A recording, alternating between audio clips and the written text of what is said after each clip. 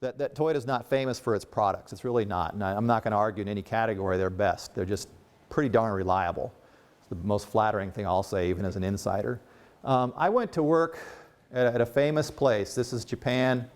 Toyota, oddly enough, culture is right in the center, around a city called Nagoya of a couple million people. And it's, if you equate that to America, it's like being from Nebraska or Iowa. You know, the famous places in, you know, like Tokyo, Kyoto, are kind of called East and West headquarters. And these are kind of the country bumpkins in the middle. And Toyota was not expected to survive or even encouraged by the government to survive in the automotive industry. The government backed Nissan. In fact, they had a government policy in the 50s and 60s that there should only be one car company for Japan, and they thought it should be Nissan.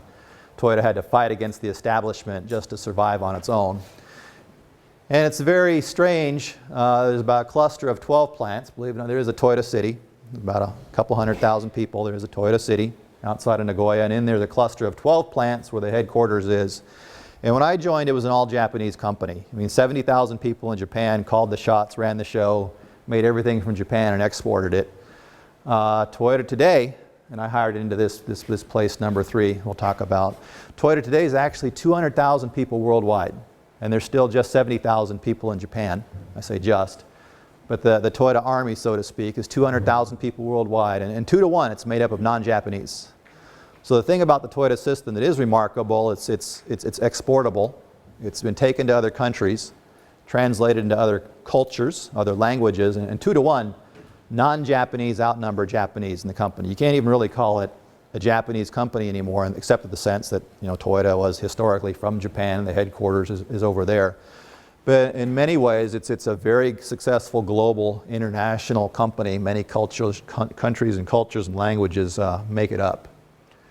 The famous, you know, in every organization there's a famous guy, right? A famous man or woman. And the reason why Toyota started becoming successful in the 1950s and attacking foreign markets and being successful at manufacturing competitiveness relates a lot back to this executive vice president named Taiichi Ohno, and I think Russ mentioned his name, Sam mentioned his name, and he was the leader who kind of got things going, okay, the inspirational force who made people drive harder and work hard in our operations, and is a lot responsible for our style of SF, our shop floor leadership.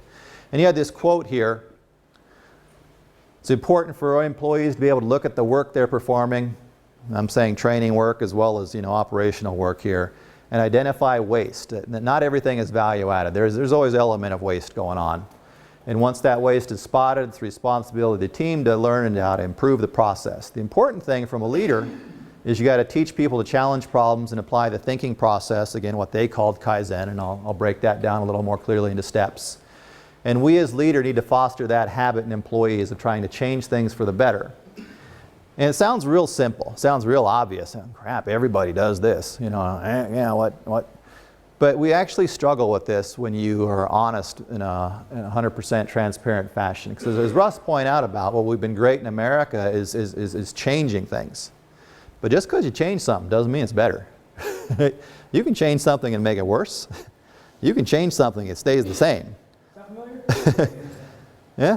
Or you can change something, and I'll say that third case is the hardest. You actually change it, and you can look yourself and your colleagues in the eye and say, yeah, we made it and we changed it for the better.